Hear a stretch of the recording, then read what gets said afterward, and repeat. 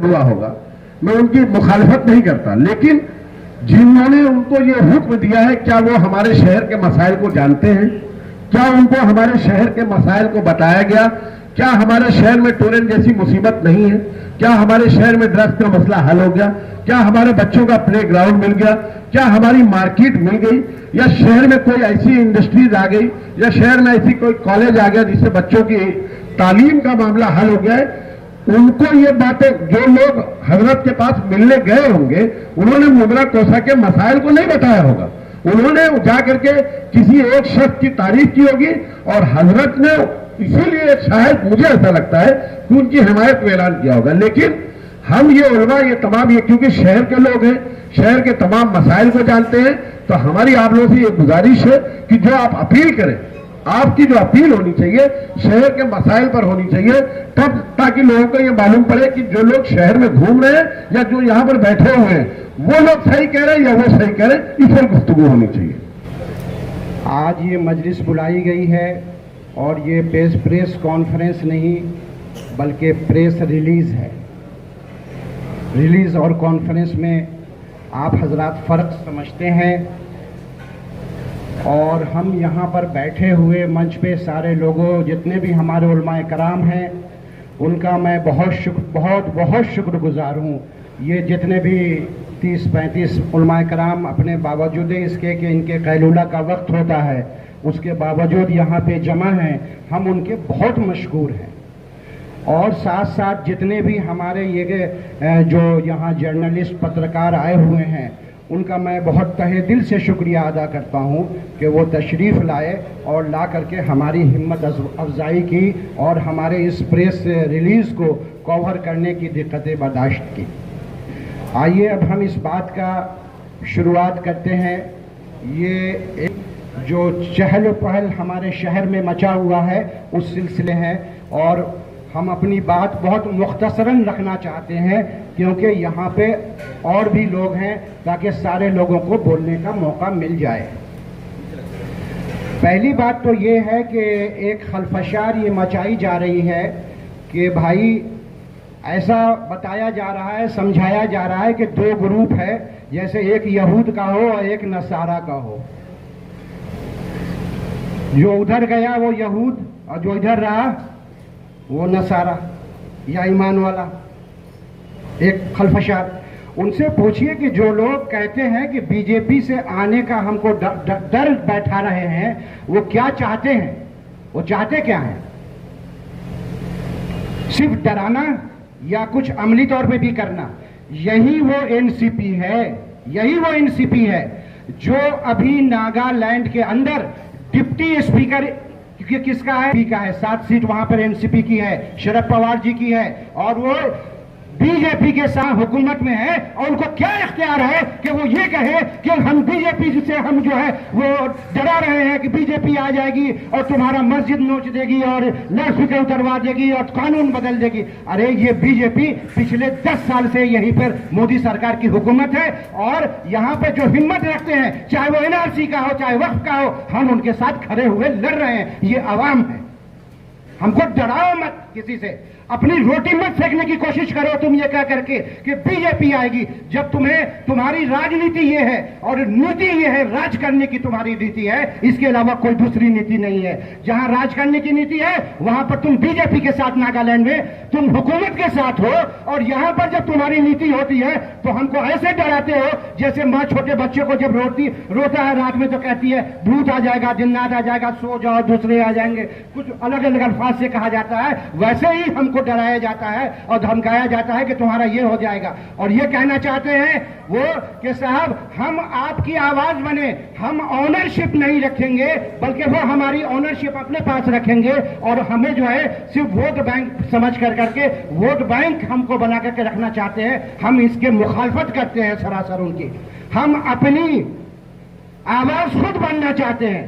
वो सब इधर उधर की बात न करें कि फला जगह हमने बोल दिया, वहां आपकी आवाज आई थी, वहां हमने बोल दिया, वहां बोल दिया। अरे भैया एहसान किए हो क्या? ये फॉर्मेलिटी जहां भी जो भी लोग आते हैं, किसी मुस्लिम इलाके से भी अगर उनका होता है तो वो फॉर्मेलिटी निभाई जाती है, ठीक है। लेकिन कुछ अगर ऐसे होते हैं जहां पर मुसलमानों के वोट से नहीं आए, लेकिन उसके बावजूद जब मुसलमानों का हिमायत करते हैं तो उसको काउंट किया जाता है, उसको काउंट किया जाता है। लेकिन जब आप यहीं से आए हैं और आपका बोलना और आपका आगे बढ़ना, दो चार अल्फाज कह देना, वो उसे एक फॉर्मेलिटी हम मानते हैं। आते हैं दूसरे टॉपिक के ऊपर कि क्या उन्होंने यहां के लोगों का डेवलपमेंट किया है, क्या बिना कोई वक्त लिए हुए डेवलपमेंट किया है क्या? डेवलपमेंट तीन चीज का नाम है। सबसे पहले इकोनॉमिकल डेवलपमेंट होता है। सबसे पहला इकोनॉमी, हेल्थ को कभी पहले लिया जाता है, कभी एजुकेशन को बाद में लिया जाता है, तो वही हमारा सीक्वेंस भी है। दूसरा हेल्थ, तीसरा एजुकेशन। ये तीन बहुत इंपॉर्टेंट है। ह्यूमन डेवलपमेंट अलग चीज होती है, इंफ्रास्ट्रक्चर डेवलपमेंट अलग चीज होती है। इसको जरा हम समझें कि डेफिनेशन दोनों का बहुत अलग अलग है। हम ह्यूमन डेवलपमेंट की बात कर रहे हैं। ह्यूमन डेवलपमेंट की बात करेंगे अगर इकोनॉमी की, आपका बच्चे हैं तो आप उनके लिए क्या सोचते हैं? क्या सोचते हैं? अच्छी तालीम। सबसे पहले इकोनॉमी चाहेंगे कि घर में इतना कहीं से खाना पीने का ये हो जाए जिससे हमारा घर अच्छे से चलने लगे। ये सबसे पहले इकोनॉमी होती है। पिछले 5 साल से वो नहीं है। एक बार रहे, 2 बार रहे, 3 बार रहे हैं। वो कभी एक छोटी सी कोशिश इसकी की है कि क्या हम यहां पर कॉटेज इंडस्ट्री, जैसे बहुत जगह है ना, सुना होगा, अलीगढ़ में है, मुरादाबाद में है, मेरठ में है, धारावी में है, कॉटेज इंडस्ट्री है, इसको हम कभी फरोग देने की कोई पहल भी की हो या उस पर कभी बात भी की हो? वो एक टर्म नहीं था, 3 टर्म था। 3 टर्म में कभी आपके इकोनॉमी को बढ़ाने की कोशिश की नहीं। आपके बच्चों को कोई जॉब मिला, जॉब मेला के नाम पे हमेशा बड़े बड़े बैनर लगे हैं, लेकिन जॉब मेला के बाद कभी भी आपने देखा कि ये एक भी बोर्ड लगा हो कि ये फला फला साहब है, हमारे जॉब मेला में ये लोग सिलेक्ट हुए हैं, ये उनका पता है, इस कंपनी में गए हैं और उनकी सैलरी ये है? कोई आपने आज तक पत्रकार ने कभी यहाँ इस शहर में पिछले 15 साल में देखा है क्या? जॉब मेले के नाम से आपने बेवकूफ बनाया। कभी देखा है किसी ने जॉब मेला में भी मिला हो? नहीं। 2 चीज तो नहीं दी। नुकसान कैसे किया? एक बच्चे को किसी घर में हम जॉब तो नहीं दे रहे हैं, नुकसान कैसे कर? यहां पर रोड वाइडनिंग के नाम पे बहुत से लोगों का घर जो ब्रिज के जरिए पाट करके भी काम चल सकता था। इससे कम चौड़ा आप जाएंगे कलकत्ता और दूसरे इलाके जैसे जामा मस्जिद नेशनल हेरिटेज है, उसके पीछे चावड़ी बाजार जो हिंदुस्तान का सबसे बिजिएस्ट मार्केट है, वहां पर आप जाके देखेंगे तो अंदाजा हो जाएगा कि बगैर रोड को चौड़ा किए हुए भी काम चलाया जा सकता था। आप इसका मतलब है कि आपने दुनिया अभी देखी नहीं थी और आपने उसको रोड वाइडनिंग के नाम पे इतने लोगों का घर उजाड़ दिया। इकोनॉमिक हमारा तबाह आपने किया। दूसरा, जो आने वाला था उसको रोक दिया आपने। जैसे स्लॉटर हाउस, एक बड़ी तादाद यहां पर हमारे लोगों की लग जाती इकोनॉमी में, उसको आज 15 साल हो गए, आपने उसके ऊपर कोई काम सीरियसली नहीं किया। इधर का जमीन उधर, उधर का जमीन इधर, और लेटर देते हैं कि इससे कम में भी स्लॉटर हाउस बन सकता है, लेटर देते हैं। ये किया। चलिए हम कहते हैं कि ये सब भी नहीं करते तो आप जीरो पे होते। एक ग्राफ अगर बनता है कि इकोनॉमी का, तो आप जीरो पे रहते, जीरो पे, कि आपने कुछ नहीं किया। लेकिन जब हम आपके घर के बच्चों को, हमने कोई रोजगार तो नहीं दिया, लेकिन हम आपके बच्चे को नशे का आदी बना दिया, तो अब बताइए कि उनको हम प्लस ऊपर ले जाएं कि नीचे ले जाएं? ये हमको बता दीजिए आप। बजाय आपको देने के आपका लेना शुरू कर दिया, आपके बच्चों को ऐसा बना दिया जो अब जिंदगी भर किसी काम के लायक नहीं बचा। तो अब इससे गिरी हुई और घटिया कोई बात होगी? बताइए। आप जॉब तो नहीं दिया। उस आदमी के दर्द को जाके आप सुनिए जिसके घर में एक बच्चा अच्छा खासा होनहार होता था और वो आज ड्रग्स के इसमें मुब्तला हो गया, अब उसके घर वालों की परेशानी को आप समझिए कि वो कितना परेशान है। वो सोचता है कि इसकी जिंदा जो ये कि जिंदा लाश बन करके रह गया है। आप उनके दर्द को जाके समझिए। आपको 5 साल, हम कहते ये नहीं है कि जितेंद्र औहाड यहां पर ले करके आए नशा, मैं इस बात को नहीं मानता हूं। हाँ, लेकिन आपके छत्र छाया में फरोग जरूर हुआ है और उसमें सिर्फ जितेंद्र औहाड ही नहीं शामिल है, बल्कि हमारा ये इल्जाम है कि हमारे अपने कॉर्पोरेटर भी शामिल थे। दूसरे को सिर्फ हम जिम्मेदार नहीं ठहरा देंगे। हाँ, लेकिन उनको क्या करना चाहिए था? उनकी रिस्पॉन्सिबिलिटी क्या थी 15 साल में? 15 साल में ये रिस्पॉन्सिबिलिटी थी कि कम से कम उनको कोशिश तो करनी चाहिए थी रोकने की। कितनी कोशिशें उन्होंने सिंसियर एफर्ट किया, ये बताइए। सिंसियर एफर्ट किया हो कि हाँ हमको इसको रोकना है। 5 साल आया गया नहीं, 15 साल से आप है और आपके आने के बाद यहां बहुत फर्क हुआ है। आप कम से कम कोशिश तो किए होते। इंसान की कोशिश पर ही सब सारे के सारे मामले होते हैं। आपने कोशिश कब किया? सबसे बड़ा मुद्दा इस इलेक्शन में जो चल रहा है वो ये कि नजीब मुल्ला भाई को बीजेपी से जोड़ने की कोशिश की जा रही है। एक नाकाम कोशिश की जा रही है जिसको अवाम मानने को तैयार नहीं है। उसकी वजह यह है कि नजीब मुल्ला अव्वल तो बीजेपी के उम्मीदवार नहीं है। दूसरी अहम बात यह है कि नजीब मुल्ला का चिन्ह वो है जिसको 15 साल से लोग दबाते आ रहे हैं। 15 साल से इसी चिन्ह को लोग दबाते आ रहे हैं जिसकी वजह से जितेंद्र औहाड आमदार बनते थे। ये क्लियर हो गया आप लोगों के सामने कि नजीब मुल्ला जो है बीजेपी के उम्मीदवार नहीं है। नंबर 1। दोस्तों, अब आती है बात फिरका परस्ती की। दूसरा मुद्दा ये चलाया जा रहा है कि अगर नजीब मुल्ला जीतेंगे तो फिरका परस्त लोग आ जाएंगे। कल एक बॉम्बे में बहुत बड़ी प्रेस कॉन्फ्रेंस हुई।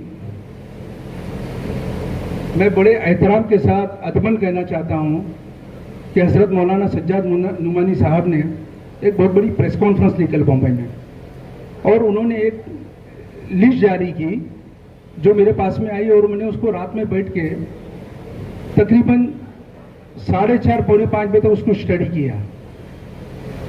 मैं आप लोगों से गुजारिश करता हूं कि मेरी इस बात को आप लोग जरा संजीदगी से लें।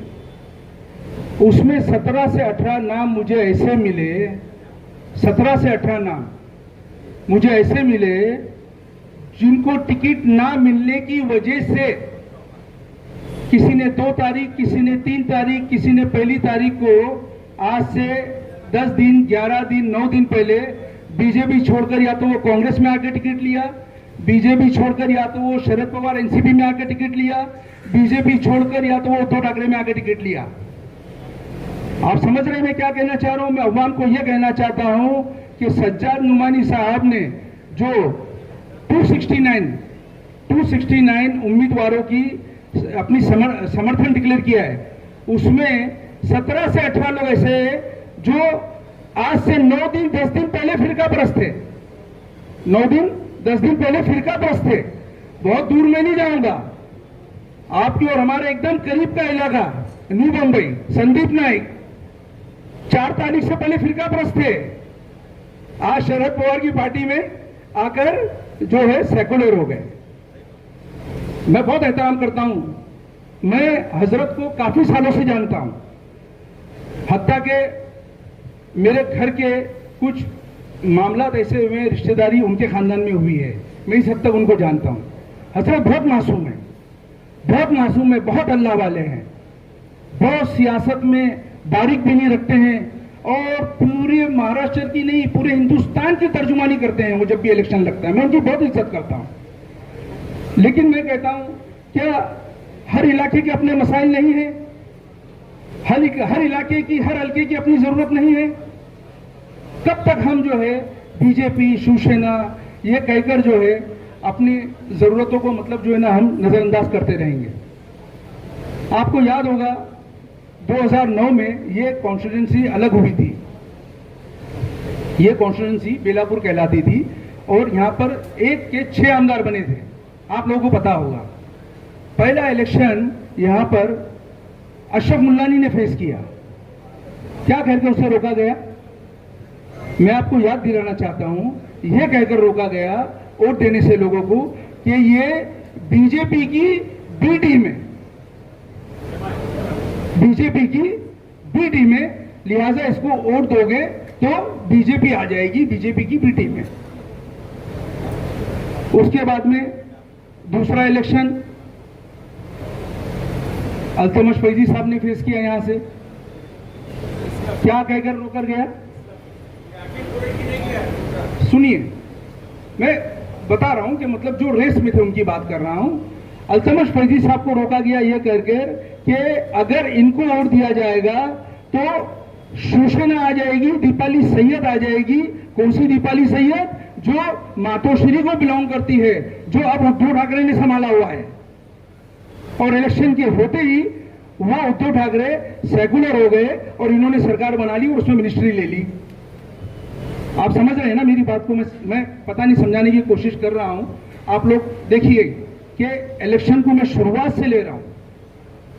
फिर उसके बाद में जो है 2000 अब ये इलेक्शन लगा हुआ है तो सीधा इल्जाम जो है अभी फिर वही लाइन कि मतलब जो है ना नजीब मुल्ला बीजेपी के कैंडिडेट है। अभी मैं आपको बताऊं 4 महीने पहले, 4 साढ़े 4 महीने ही होंगे, शायद जून में लोकसभा का इलेक्शन हुआ था, जून में लोकसभा का इलेक्शन हुआ था और 4 तारीख को शायद उसका रिजल्ट आया था। सारे मुसलमान मुमरा कौसा के एक हो गए और जो है इंडिया अलायंस के नाम पे, सेकुलरिज्म के नाम पे 1,09,000 वोट हमने एक ऐसी लेडी को किया जिसको हम जानते भी नहीं थे। और जो इंडिया अलायंस में आने से पहले मैं आपको बताऊं महाराष्ट्र नवनिर्माण सेना में थी। कौन सी महाराष्ट्र नवनिर्माण सेना? जो आज तक अजान पे ऑब्जेक्शन है, जिसको आज तक अजान को लेकर जो है चीखती रहती है, वो 9 दिनों के लिए सेकुलर बन के हमारे इलाके में आई और हमारे 1,09,000 वोट लेके चले गई। मैं पूछना चाहता हूं उनसे कि इन 15 सालों में सिर्फ एक काम ऐसा बताइए जो हमारी मुमरा कौसा की अवाम के लिए किया गया जिससे अवाम फायदा होगा। गटर नाले और रोड के कामों को हमारे एमएलए साहब जो कारपोरेशन के होते हैं वो बोलते हैं मैंने किया है, और बाकी सारे विकास के काम उन्होंने जितने बताए वो उनकी किताबों में मौजूद है। ना आज तक गर्ल हॉस्टल मिला, ना हमको पार्किंग मिली, ना हमारे बच्चों को खेलने का मैदान मिला, ना ही हमारे यहाँ पे लीगल कोई मार्केट आई, और ना ही हमारे बच्चों को रोजगार मिला, ना ही छोटी छोटी जो है कामों के लिए योजनाएं उन्होंने यहाँ कोई लाई जिससे बच्चों को, यहाँ के नौजवानों को काम मिले। ऐसा कोई काम नहीं किया है। अब देखिए स्टेडियम बना है हमारे यहाँ पर, वो 2008 से पहले का है, बना बाद में है। थाना कारपोरेशन में भी एक स्टेडियम है, यहाँ पर भी एक स्टेडियम है। थाना कारपोरेशन के स्टेडियम में कम से कम 250 से 300 लोग काम करते हैं और वो कारपोरेशन के कर्मचारी उन्हें 80,000, 1,70,000 ऐसी तनख्वाहें मिलती है। लेकिन हमारे इस स्टेडियम में एक भी सिंगल मुमरा कौसा का आदमी काम पे नहीं। यहाँ तक कि प्राइवेट होने के बावजूद वहाँ पे जो वॉचमैन बैठे हैं वो भी बाहर के हैं, मुमरा का नहीं है। जहाँ हमारे 100-200 लोग जो है रोजगार को लग सकते थे उसको कारपोरेशन में इसी एमएलए ने उसको प्राइवेट किया। आज तक वहाँ स्विमिंग पूल चालू नहीं है। वो स्टेडियम आज आम आदमी के किसी भी काम का नहीं है, सिर्फ वॉकिंग के लिए सुबह खुलता है, शाम में खुलता है, लोग दौड़ना चलना फिरना वहाँ करते हैं। इसके अलावा हमारे शहर के लोगों को उसका कोई फायदा नहीं है। स्लॉटर हाउस, उसकी जगह पे कब्रिस्तान डाल दिया गया है। कब्रिस्तान के हालात आज आपके सामने बयान किए गए और हम लगातार देख भी रहे हैं कि हम किस मामले से जूझ रहे हैं। हमारे अपनों की मैयतें वहाँ किस हाल में पड़ी हुई हैं, उनके साथ क्या क्या मामला हो रहा है। वो 5 एकड़ 11 एकड़ स्लॉटर हाउस की ज़मीन में 5 एकड़ वो कम हो गई, बाकी की ज़मीन पे क्या हो रहा है आप खुद देख सकते हैं। ज़मीनें रिजर्वेशन की बेची जा रही है। वो 5 एकड़ रिजर्वेशन जो कब्रिस्तान के लिए था, जो लीगल था, वहाँ पर भी बिल्डिंगें बन रही है। हमारे बच्चों को रोजगार नहीं है। अभी हाल ही में 2 दिन पहले हमारे एमएलए साहब ने एक तकरीर की कि पीछे स्टेडियम के आसपास में जो इमारतें बन रही है वहाँ पर कम से कम 200 लोगों को 2000 लोगों को रोजगार मिलेगा। आज हम और आप इसी बहस में उलझे हुए हैं कि पता नहीं कौन क्या कर रहा है। किसी की आयब बीनी को न दिखाते हुए जो सामने आपके है उनको जो है मैदान में लाएं। मसलन हमारे नजीम मुल्ला साहब एक बेहतरीन कायद हैं और उनकी हम तस्दीक करते हैं और तमाम उलमा किराम इस बात पर मुत्तफिक हो जाएं और आवाम को जो है कन्विंस करें कि भाई उनको वोट दें, उनको जो है मैदान में लाएं, उनको जो है उनकी क़ियादत को हम लोग कबूल कर लें तो इंशाअल्लाह कामयाबी हमारा कदम चूमेगी। और मुमरा शहर के आवाम की जो परेशानियां हैं, हमारा नौजवान तबका जो चर्च और गांजे में डूबा हुआ है उसको बाहर निकालने की ज़रूरत है। 15 साल से तो हम देख रहे हैं कि हमारे नौजवान ड्रग्स और गांजा में इस तरीके से लतपत हैं कि उनको किसी बात की समझ नहीं रही। आज हमारे और आपके बारे में जो कहा गया है कि हर एक कौम फर फर चली जा रही है और जो चलती थी घुटनों बढ़ी जा रही है, मगर कौम मुस्लिम तुम्हें क्या हुआ है, सवारी से पैदल चली जा रही है। मिल्लत के नौजवानों और बुजुर्गों, आज अगर हम इसी तरीके से सोते रहेंगे तो कोई और बाजी मार ले जाएगा और फिर हमारा सोना जो है बेकार हो जाएगा और हम दलदल में डूबते चले जाएंगे। आज के मौजूदा एमएलए के बारे में एक शेर कहता हूँ और अपनी बात ख़त्म करता हूँ कि हम खूब समझते हैं साजिश तेरी ए माली, हम खूब समझते हैं साजिश तेरी ए माली, गुलशन में गिरे बिजली एक तेरे इशारे पर।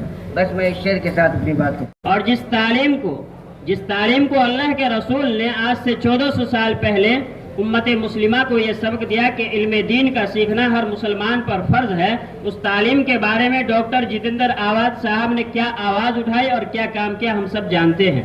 इसलिए मैं आप तमामी हजरात से ये दरख्वास्त करता हूँ कि एक मुस्लिम उम्मीदवार है, ईमान वाले भाई होने के हैसियत से हम उनका साथ दें और साथ देंगे तो आने वाला मुस्तकबिल में यकीनन मुझे उम्मीद है यह हमारी आवाज़ हमारे लिए कामयाबी का रास्ता खोल सकता है। और भाई नजीमुल्लाह साहब अगर जीत करके आएंगे तो कौसा मुमरा के अवाम और समाज, चाहे वो किसी भी धर्म से ताल्लुक रखता हो, वह सबके लिए फ़ायदा और सबके लिए बेहतर करने की कोशिश करेगा। मैं आप तमाम हजरात से दरख्वास्त करता हूँ कि आने वाले 20 तारीख को भाई नजीमुल्लाह साहब को जितना हो सके, जहाँ तक हो सके, कोशिश करके उनको जिताने की कोशिश कीजिए। और खुसूसन हमको इस बात की भी कोशिश करनी है कि हमें कोशिश करते रहना चाहिए और कोशिश करने वालों की कभी हार नहीं होती है और जीत होती है। उसी के साथ हमें अल्लाह से भी लौ लगाना है और अल्लाह से मांगना है, अल्लाह मैं उस माँ बाप का बेटा हूँ जिस माँ ने मुझे आंचल में रख करके दूध पिलाया हो। ए अल्लाह तेरे कुदरत का वास्ता देता हूँ, आज मेरा ईमान वाला भाई आज दुनिया के मैदान में खड़ा हुआ है हमारी हक के लिए, हमारी जान और माल, इज्जत और आबरू की हिफाजत के लिए। ए अल्लाह तू उसे कामयाब बना दे। और मैं यहाँ मुमरा MMLE कॉम्प्लेक्स में रहता हूँ। सबसे पहले मैं आप लोग से एक सवाल करता हूँ कि आपके पास ये जो मोबाइल है और इसमें अगर कुछ खराबी है तो आप इसको बनाने के लिए किसके पास लेके जाएंगे? मोबाइल बनाने वाले के पास या किसी और को दे देंगे? आप ये लोग मुझे पहले बताइए। आप मोबाइल बनाने वाले के पास।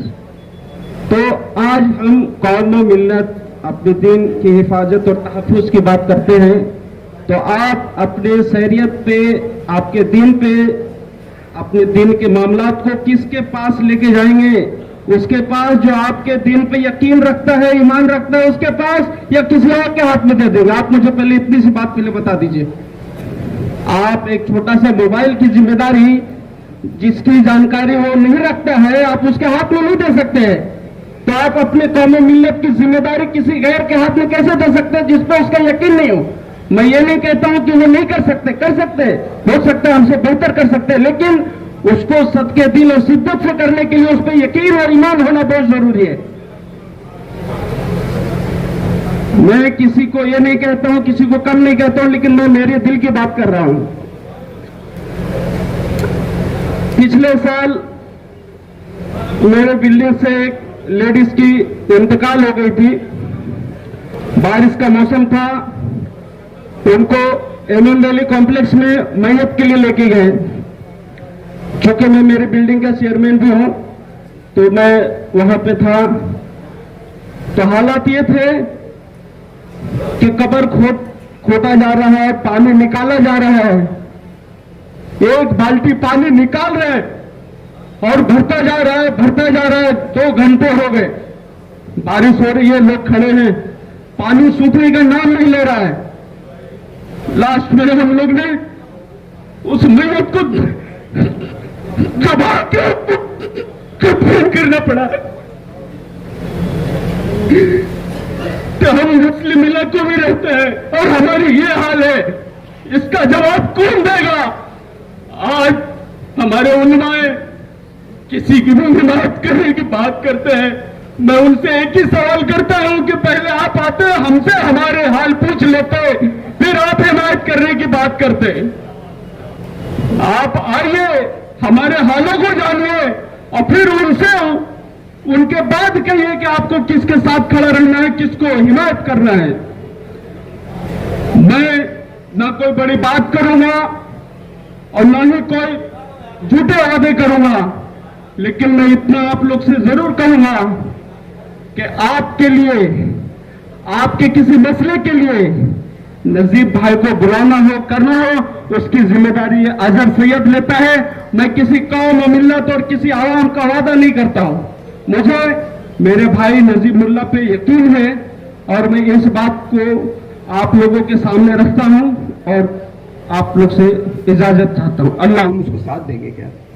जो अल्लाह के इसमें गुस्ताखी किया, मैं हल्फ लेके बोल सकता हूँ, मैं अल्लाह को हाजिर नाजिर रख के बोलता हूँ, इसने अल्लाह के इसमें गुस्ताखी किया और वो शैतान ने अपने नबी सल्लल्लाहु, उसका नाम तो बिल्कुल नहीं मालूम, वो शैतान ने नबी सल्लल्लाहु, तो उसका बदला अल्लाह जरूर लेने वाला है इंशाल्लाह, और इसके साथ भी अल्लाह जरूर लेने वाला। जस्ट मेरे को इतना ही बात करना है, इसने अल्लाह के इसमें गुस्ताखी किया है, मैं हल्फ लेके बोल सकता हूँ, अल्लाह को हाजिर नाजिर रख के बोलता हूँ। तो ये सच को हम साथ देना है या नहीं देना है, तुम्हारी मुताबिक।